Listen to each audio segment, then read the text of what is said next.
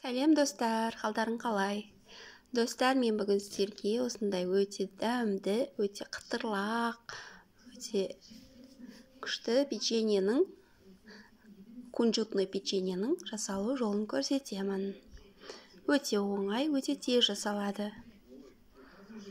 Ол үшін ең алдымен кунжутты құрғақ табада жақсылап қуырып аламыз. Одан соң бізге керек 300 грамм ұн, 1 кесе чай кесемен қант, разрыхлитель, 1 жұмыртқа және үй температурасында еріп тұрған сармай. Ұнымызға қантымызды және жарты қасық разрыхлительді салып араластырып аламыз.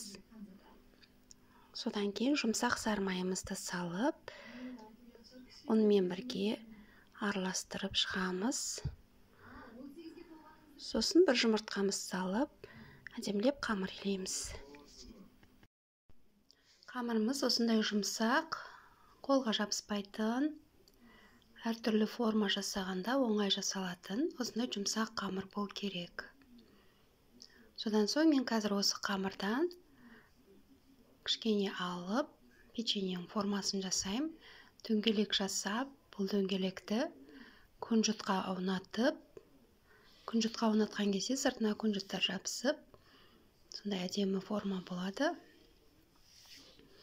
Осы формаларды пергаментный қағаз төсеп, ыдысымызға салып, печкада 180-170 градуста 20 минутта пісіріп аламыз.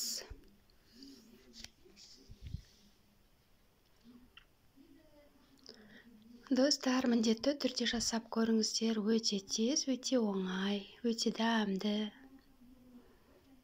Достар, егер менің каналыма жазылмаған болсаңыздар, жазылыңыздар, комментарий қалдырыңыздар, лайк басыңыздар, және де достарыңызбен бөлісе отырыңыздар. Рахмет.